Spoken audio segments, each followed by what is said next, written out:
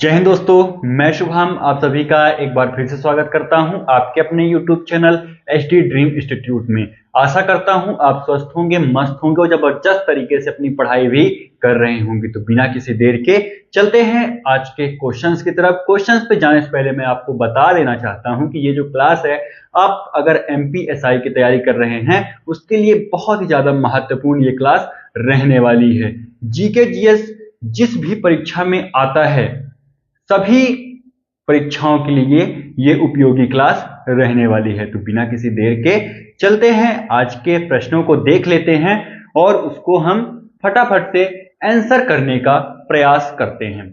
ठीक है, तो पहला क्वेश्चन हमारा क्या कहता है कि भारत में शाही साम्राज्य की स्थापना करने वाला पहला व्यक्ति कौन था। आपको बताना है कि भैया शाही साम्राज्य की स्थापना किसने की थी पहली बार भारत में। क्या लगता है आपको? ऑप्शन नंबर ए चंद्रगुप्त मौर्य ने, ऑप्शन नंबर बी सम्राट अशोक ने, ऑप्शन नंबर सी बाबर ने, ऑप्शन नंबर डी अकबर ने। जल्दी से बताइएगा कि कौन सा सही जवाब हो जाएगा। क्वेश्चन नंबर हम अगर फर्स्ट की बात कर लेते हैं तो बताइए कि शाही साम्राज्य की स्थापना किसके शासनकाल में हुई थी। तो चंद्रगुप्त के शासनकाल में हुई थी। ठीक है, चंद्रगुप्त मौर्य के, ठीक, मौर्य के शासनकाल में हुई थी। क्यों हुई थी और हम इसको क्यों बोलते हैं कि ये जो काल है वो शाही साम्राज्य का काल है, मतलब शाही साम्राज्य इसमें है। हम क्यों बोलते हैं? क्योंकि इसी टाइम पे जो हमारे भारत की सेना थी वो सबसे ज्यादा थी। सैनिक क्या थे? अधिक थे। क्या थे? अधिक थे इनके ही शासनकाल में। और अखंड भारत था।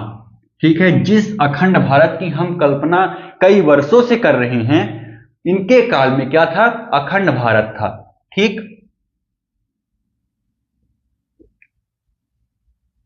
अखंड भारत था। ठीक है, इसके साथ में ही इनके शासनकाल में और क्या था? इनके जो सैनिक हैं वो किससे चला करते थे? घोड़े से चला करते थे। घोड़े से। ठीक है, घोड़े, हाथी। ठीक है, हाथी के अलावा का क्या था इनके पास? रथ भी था। रथ भी था। ठीक है, इसीलिए हम इस काल को क्या कह सकते हैं? क्या कह सकते हैं? शाही साम्राज्य कह सकते हैं। ठीक है, आ जाइए नेक्स्ट क्वेश्चन पे चलते हैं। तो इसका ऑप्शन नंबर ए आपका एकदम से सही जवाब हो जाएगा। क्वेश्चन नंबर फर्स्ट का आंसर जो है ऑप्शन नंबर ए हो जाएगा। अगर आपको स्क्रीनशॉट लेना हो तो ले सकते हो। चलते हैं नेक्स्ट क्वेश्चन की तरफ। नेक्स्ट क्वेश्चन को भी देख लेते हैं कि हमारा नेक्स्ट क्वेश्चन क्या कहता है। ये हमारा कह रहा है कि पशु पालन का प्राचीनतम साक्ष्य कहां से प्राप्त होता है।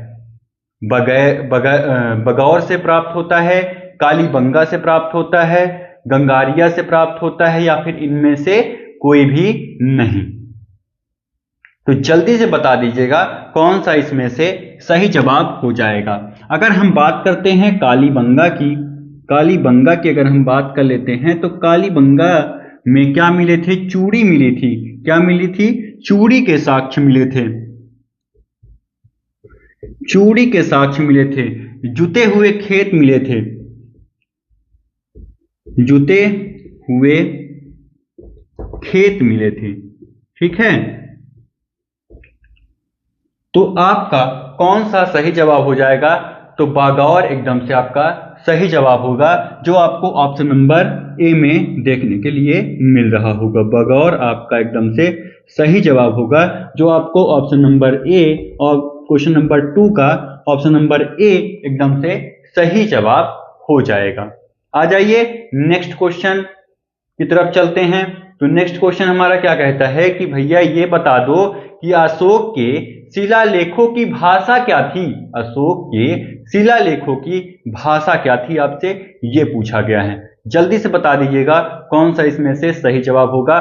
संस्कृत थी, फारसी थी, पाली थी, इनमें से कोई भी नहीं थी। आपको जल्दी से बताना है कि कौन सा इसमें से सही जवाब हो जाएगा। क्वेश्चन नंबर 3 का जवाब दीजिएगा कि कौन सा सही जवाब होगा। क्या लगता है आपको, फारसी होगी, संस्कृत होगी या फिर पाली होगी? तो जल्दी से बताइएगा क्वेश्चन नंबर 3 का जवाब। ठीक है, अगर हम बात करते हैं राइट आंसर की तो पाली आपका एकदम से सही जवाब हो जाएगा, जो ऑप्शन नंबर सी में देखने के लिए आपको मिल रहा होगा। Option number C is the right answer. अगर हम बात करते हैं कि इसमें किस चीज के बारे में लिखा गया है, तो इसमें धर्म से संबंधित चीजें लिखी हुई हैं। इसके साथ साथ आपको यह भी देखने के लिए मिल जाएगा कि कालीबंगा जो कलिंग का युद्ध था, जो कलिंग का युद्ध था वो किस प्रकार से लड़ा था, इन्होंने सम्राट अशोक ने किस तरह से लड़ा था, और उसके बाद उनके हृदय में किस प्रकार से परिवर्तन हुआ है, ये सारी चीजें आपको देखने के लिए किसमें मिल जाएगी, अशोक के स्तंभ में। ठीक है, अशोक के स्तंभ में ये सारी चीजें आपको देखने के लिए मिलेगी। अशोक ने कैसे बौद्ध धर्म को अपनाया था, किस धर्म को अपनाया था, उन्होंने बौद्ध धर्म को अपना लिया था अशोक ने। ठीक है ना, सम्राट अशोक ने बौद्ध धर्म को अपनाया था। ठीक, बौद्ध धर्म के बारे में अगर आपसे पूछा जाता है कि सम्राट अशोक ने किस धर्म को अपनाया था, तो बौद्ध धर्म को अपनाया था सम्राट अशोक ने। आ जाइए नेक्स्ट क्वेश्चन को देख लेते हैं। नेक्स्ट क्वेश्चन हमारा क्या कहता है, किस शहर को हम आंध्र प्रदेश का सिल्क सिटी के नाम से जानते हैं? ये नहीं बताना है कि भारत की सिल्क सिटी, ये बताना है आपको कि आंध्र प्रदेश की सिल्क सिटी किसे हम लोग जानते हैं। जल्दी से बताइएगा, क्या लगता है आपको? ऑप्शन नंबर ए धर्मावरम, या ऑप्शन नंबर बी भीमावरम, या फिर ऑप्शन नंबर सी विशाखापट्टनम, या ऑप्शन नंबर डी इनमें से कोई नहीं। जल्दी से बताइएगा। अगर हम बात करते हैं क्वेश्चन नंबर 4 की, क्वेश्चन नंबर अगर हम 4 की बात कर लेते हैं, तो क्वेश्चन नंबर 4 में जो विशाखापट्टनम है, विशाखापट्टनम की अगर आपसे बात कर ली जाए, अगर आपसे कोई पूछ लेता है विशाखापट्टनम के बारे में, तो इसे पूर्वी तट का गहना कहते हैं। क्या बोलते हैं? पूर्वी तट का गहना कहा जाता है। ठीक है, पूर्वी तट का अगर आपसे कोई पूछ लेता है कि पूर्वी तट का गहना किसे कहते हैं, तो विशाखापट्टनम को कहा जाता है। तो आपका इसमें से कौन सा सही जवाब होगा? तो ऑप्शन नंबर बी भीमावरम आपका एकदम से सही जवाब हो जाएगा।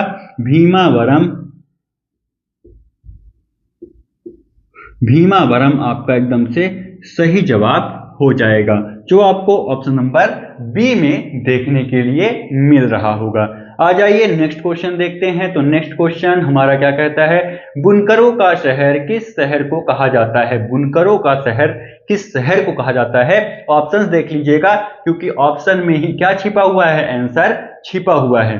ठीक है, ऑप्शन में ही क्या छिपा हुआ है, आंसर छिपा हुआ है। तो option number A Gurugram, option number B Panipat, option number C Bhubaneswar, option number D Cuttack, option number E तो है ही नहीं, ऑप्शन नंबर डी तक ही है ना। तो कौन सा सही जवाब हो जाएगा, जल्दी से बता दीजिएगा। अगर हम बात करते हैं कटक की, क्वेश्चन नंबर 5 में अगर हम कटक की बात करते हैं, तो सिल्वर सिटी के नाम से जाना जाता है। कि इसे क्या नाम, किस नाम से जानते हैं? तो सिल्वर सिटी के नाम से जाना जाता है कटक को। इसके अलावा अगर आपसे कोई पूछ ले भुवनेश्वर को किस नाम से जानते हैं, भुवनेश्वर को किस नाम से जानते हैं, तो मंदिरों का शहर कहते हैं। क्या कहते हैं? मंदिरों का शहर इसे कहा जाता है। ठीक है, मंदिरों का शहर किसे कहते हैं? तो भुवनेश्वर को कहते हैं। कटक सिल्वर सिटी, तो फटाफट से बता दीजिएगा कि आपका कौन सा सही जवाब हो जाएगा। तो पानीपत आपका एकदम से सही जवाब हो जाएगा। पानीपत आपका एकदम से सही जवाब होगा, जो आपके ऑप्शन नंबर किसमें देखने के लिए मिल रहा है, option number B for Baahubali. B for Baahubali एकदम से आपका सही जवाब होगा, बी फॉर बाहुबली। ठीक है, समझ में आ रहा है कुछ, या फिर नहीं समझ में आ रहा है? अगर नहीं समझ में आ रहा है तो क्या करोगे, अपने बाबू से बात करना कम कर दो, अपने आप समझ में आ जाएगा। ठीक है ना, क्योंकि अगर बाबू से बात करते हो तो दिमाग यहां तो है नहीं आपका, आपका दिमाग कहां पे चल रहा है, केवल यही चल रहा होगा दिमाग के अंदर तुम्हारे कि कहीं मेरी बाबू किसी दूसरे के साथ बाबू बाबू तो नहीं कर रही है ना। दिमाग वहां पे चल रहा है। तो ऐसा नहीं, दिमाग को यहीं पे रखो। जिस टाइम तक पढ़ाई करो, चाहे 1 घंटे पढ़ाई करो, आधे घंटे पढ़ाई करो, 10 मिनट पढ़ाई करो, लेकिन जितने टाइम तक पढ़ाई करो तो उतने टाइम तक आपको आबू बाबू किसी के बारे में सोचना ही नहीं है। क्योंकि जब बाबू से बात करते हो तो क्या पढ़ाई के बारे में सोचते हो? नहीं सोचते हो ना। उसी तरीके से अगर पढ़ाई कर रहे हो तो बाबू के बारे में भी नहीं सोचना है। अगर सोचते हो तो उसमें तुम्हारी गलती है, सोचो, मुझे क्या है ना। नेक्स्ट क्वेश्चन देख लेते हैं। तो बिहार विधानसभा का नया अध्यक्ष किसे निर्विरोध चुना गया है? क्वेश्चन ऐसा है भैया कि ऐसा कौन से व्यक्ति हैं जिसे बिहार का विधानसभा का निर्विरोध सदस्य चुना गया है, अध्यक्ष वो भी हैं। कहां के हैं? विधानसभा के अध्यक्ष हैं, वो भी बिहार के। ठीक है, तो किसके बारे में बात की जा रही है? उन्हीं का नाम आपको बताना है। तो जल्दी से बता दीजिएगा कि क्या नाम है उनका। तो क्वेश्चन नंबर कौन सा है, कितने नंबर का क्वेश्चन है, जल्दी से देख लेते हैं। क्वेश्चन नंबर 6 का आंसर आपको देना है, जल्दी से बताइएगा। ऑप्शन देख लीजिएगा एक बार। लालू यादव हैं, option number B. Chirag Paswan हैं, option number C. Doctor Prem Kumar हैं, ऑप्शन नंबर डी। सम्राट चौधरी जी हैं। जल्दी से बताइएगा कौन सही जवाब हो जाएगा। अगर बिहार के सीएम के बारे में बात कर ली जाए, बिहार के सीएम कौन है, तो बिहार के सीएम कौन है? नीतीश जी रहने वाले हैं।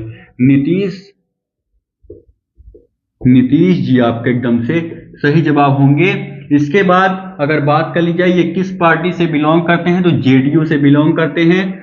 किससे बिलोंग करते हैं? जेडीयू से बिलोंग करते हैं ये। और आपको इनके बारे में क्या याद रखना है? अब आपको ये बता देना है भैया कि बिहार विधानसभा का नया अध्यक्ष किसे चुना गया है। तो डॉक्टर प्रेम कुमार को चुना गया है। किसे चुना गया है? तो doctor Prem Kumar, option number C, doctor Prem Kumar ji को चुना गया है। ठीक है, वो भी निर्विरोध, मतलब इनके विरोध में कोई भी व्यक्ति खड़ा नहीं हुआ। इन्हें डायरेक्ट ही क्या बना दिया गया है? विधानसभा का अध्यक्ष बना दिया गया है। ठीक है, आ जाइए नेक्स्ट क्वेश्चन को देख लेते हैं। तो नेक्स्ट क्वेश्चन हमारा क्या कहता है कि हाल ही में भारत के किस क्रिकेटर ने अपनी सभी प्रारूपों से संन्यास की घोषणा की है? मतलब ये क्वेश्चन आपसे साफ साफ पूछ रहा है कि कौन से ऐसे व्यक्ति हैं भैया, ये बता दो कि उन्होंने क्या कर दिया, सभी फॉर्मेट से, क्रिकेट के सभी फॉर्मेट से उन्होंने संन्यास ले लिया है। विराट कोहली हैं, रोहित शर्मा जी हैं, अजिंक्य रहाणे हैं या फिर मोहित शर्मा हैं? जल्दी से बताइएगा कौन सा सही जवाब हो जाएगा। अगर हम बात करते हैं इसके राइट आंसर की, क्वेश्चन नंबर 7 के अगर राइट आंसर की बात कर लें भैया, तो राइट आंसर आपका हो जाएगा अजिंक्य रहाणे। क्या हो जाएगा? अजिंक्य रहाणे।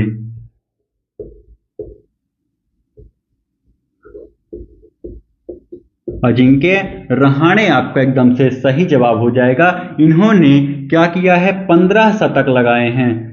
क्या लगाए हैं? 15 शतक लगाया है इन्होंने। इसके अलावा आपको क्या याद रखना है? जिसमें से टेस्ट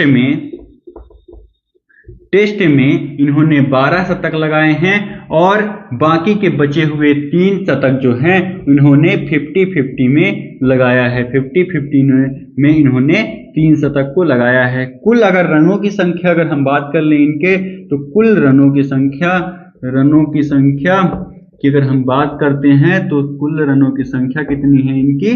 तो 8000 से अधिक रनों की संख्या इनकी रहने वाली है। ठीक है, इतना चीजें आपको इनके बारे में याद रखना है। ठीक है, चलो आ जाओ देख लेते हैं नेक्स्ट क्वेश्चन को भी देख लेते हैं। पाक जल डमरू मध्य स्थित है, कहां पे स्थित है भैया? किन देशों के बीच में स्थित है, ये आपसे पूछा गया है। ऑप्शंस देख लीजिएगा। भारत और श्रीलंका, भारत और पाकिस्तान, भारत और बांग्लादेश, भारत और म्यांमार। जल्दी से बताइएगा कौन सा इसमें से सही जवाब हो जाएगा, कौन सा इसमें से सही जवाब होगा, इस बारे में आपको जल्दी से बता देना है। क्वेश्चन नंबर 8, क्वेश्चन नंबर 8 को भी जल्दी से बता दीजिएगा। इसके बाद कुछ साइंस के भी क्वेश्चन हैं, उसे भी आपको देख करके जाना है। कुछ साइंस के क्वेश्चन हैं, उसे भी आपको क्या करना है, देखना है भैया। इसके बाद क्या करना है, जाना है और आगे की पढ़ाई करना है, बैठे नहीं रहना है भैया। ठीक, बैठोगे तो सिलेक्शन से उतना ही दूर जाते जाओगे। जल्दी से बताना कौन सा इसमें से सही जवाब होगा। तो भारत और श्रीलंका, ऑप्शन नंबर ए, भारत और श्रीलंका आपका एकदम से सही जवाब हो जाएगा। भारत और श्रीलंका आपका एकदम से सही जवाब होगा। आ जाइए नेक्स्ट क्वेश्चन देख लेते हैं।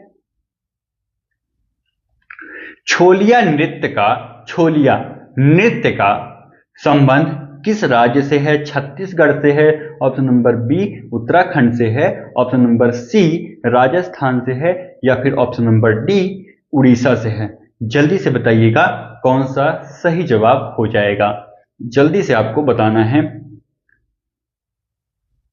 आपके जवाब का मुझे वेट रहता है, इसलिए जवाब क्या करना है, जल्दी से देना है। जैसे ही मैं क्वेश्चन को खत्म करूं वैसे ही आपको क्या कर देना है, जवाब को दे देना है। सबसे पहले अगर हम बात करते हैं राजस्थान की, क्वेश्चन नंबर 9, राजस्थान की अगर हम बात करते हैं,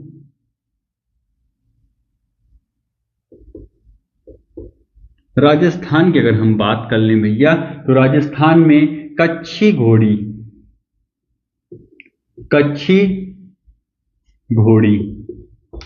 यहां का प्रमुख है। इसका अलावा कौन सा है, घूमर है।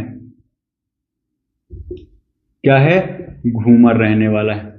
ठीक, कच्छी घोड़ी और घूमर है। अगर आपसे बात कर लें छत्तीसगढ़ की,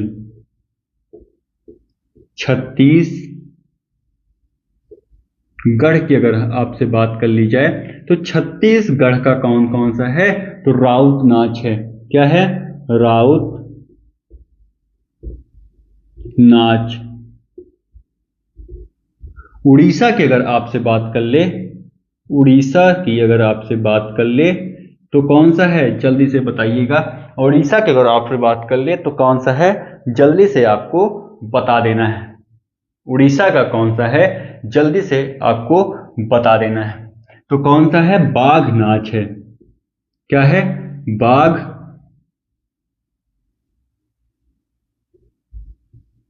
नाच है। ठीक है, तो कौन सा सही जवाब हो जाएगा, तो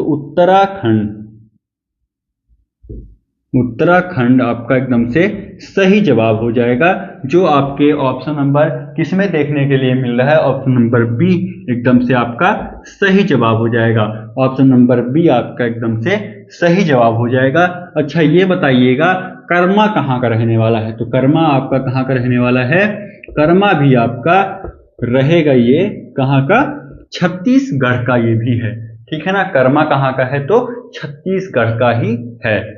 आ जाओ नेक्स्ट क्वेश्चन को देख लेते हैं। तो नेक्स्ट क्वेश्चन हमारा क्या कहता है, क्वेश्चन नंबर 10। अगर आपको स्क्रीनशॉट लेना है तो ले सकते हैं, नहीं तो बाकी मैं रफ कर रहा हूं। ठीक है, नेक्स्ट क्वेश्चन की तरफ चलते हैं। नेक्स्ट क्वेश्चन हमारा क्या कहता है, क्वेश्चन नंबर 10 क्या कह रहा है, जल्दी से आपको बताना है। क्वेश्चन नंबर 10 क्या बोल रहा है, द्रव्यमान और वेग का गुणनफल क्या कहलाता है। द्रव्यमान और वेग का गुणनफल क्या कहलाता है, क्वेश्चन नंबर 10 में पूछा गया है। ठीक है, तो क्या कहलाता है, संवेग कहलाता है। संवेग कहलाता है। क्या कहलाता है, संवेग, जो आपको ऑप्शन नंबर बी में देखने के लिए मिल जाएगा, बी फॉर बाहुबली। ठीक, क्वेश्चन नंबर 11 को देख लेते हैं। तो क्वेश्चन नंबर 11 हमसे क्या बोलता है, यदि अमोनिया गैस है ना, अगर अमोनिया क्या है, गैस है, तो कपूर क्या है, ठोस है, तरल है, गैस है, या फिर इनमें से कोई भी नहीं। देखिए, आपको अच्छे तरीके से पता है कि जो अमोनिया है वो क्या है, एक प्रकार की गैस है ना गैस। तो इसी तरीके से कपूर क्या है, क्या लगता है आपको, ठोस होगा, तरल होगा, गैस होगा? कपूर तो आपने अच्छे तरीके से देखा है, तो कैसा रहता है, ठोस दिखता है। कैसा दिखता है, तो ठोस दिखता है। ठोस आपका एकदम से सही जवाब होगा। ठोस आपका एकदम से सही जवाब हो जाएगा। नेक्स्ट क्वेश्चन को देख लेते हैं, क्वेश्चन नंबर 12 को देखते हैं। क्वेश्चन नंबर हमारा 12 क्या कहता है, यदि एक तत्व का परमाणु क्रमांक क्या है, 8 है, तो इसका इलेक्ट्रॉनिक विन्यास क्या होगा? इलेक्ट्रॉनिक विन्यास के बारे में कक्षा 9 और 10 में बहुत अच्छे तरीके से आपने पढ़ा होगा। पढ़ा है कि नहीं पढ़ा है? अगर नहीं पढ़ा है तो एक बार क्या कर लेना है, फिर से पढ़ाई थोड़ी सी कर लेनी है। क्या पता इस टाइप के क्वेश्चन देखने के लिए आपको मिल जाएं। तो अगर किसी का परमाणु क्रमांक 8 है तो इसको हम कैसे तोड़ सकते हैं? इसको हम तोड़ सकते हैं 2 और 6 के फॉर्म में, क्योंकि पहले कक्ष में 2 होना चाहिए, वो कंपलसरी है। तो मैंने इसको 2 दे दिया और जो बचा उसके आगे वाली कक्षा में चला गया, है ना। अगर आप कहोगे तो इसके लिए भी अलग से एक क्लास लेकर के मैं आ जाऊंगा। इसके लिए भी मैं एक क्लास लेकर के क्या करूंगा, अलग से आ जाऊंगा। नेक्स्ट क्वेश्चन पे चलते हैं। Next question, question number 14। Light ही चली गई। लाइट भी क्या है, बेवफा है।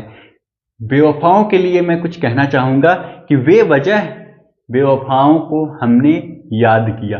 बेवजह बेवफाओं को हमने याद किया, गलत लोगों पर बहुत वक्त अपना बर्बाद किया। ठीक है ना। जितना वक्त आपका बर्बाद हो चुका है वो वक्त लौट करके कभी नहीं आने वाला है। इसलिए क्या करो, उसको छोड़ दो वहीं पे। ठीक है, जो बर्बाद हो गया वो हो गया, लेकिन आगे नहीं होना चाहिए। इस बात की क्या कर लो, कसम खा लो। ठीक है, आ जाओ क्वेश्चन देख लेते हैं। भावनाथ महादेव मेला किस राज्य से संबंधित है? गुजरात से है, असम से है, राजस्थान से है, हरियाणा से है? जल्दी से बता दीजिए कहां से संबंधित रहने वाला है। Question number 14। तो ये रहने वाला है आपका गुजरात से।